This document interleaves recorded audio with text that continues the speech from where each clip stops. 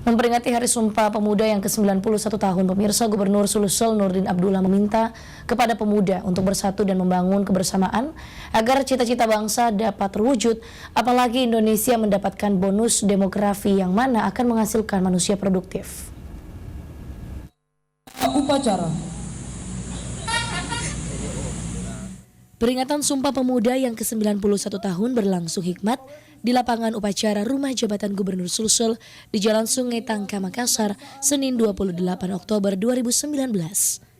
Pelaksanaan upacara dipimpin langsung oleh Gubernur Sulsel Nurdin Abdullah, dihadiri unsur Forkopimda, pimpinan OPD serta ormas-ormas kepemudaan Sulsel.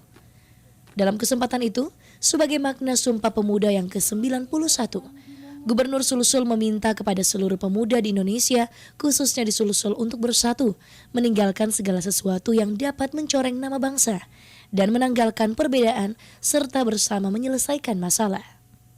Kolaborasi, sinergitas, kita bangun bersama. Ya. Kalau kita bercerai-berai, kita menjadi bangsa yang lemah.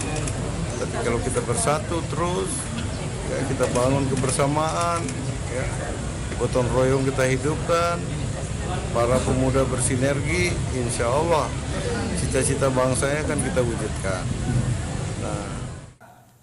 Selain itu, karena Indonesia mendapatkan bonus demografi atau umur produktif, maka dari itu Nurdin berharap agar pemuda terus meningkatkan kemampuan, baik skill, wawasan dan jaringan, karena hal tersebutlah yang mampu menjawab masa depan Indonesia.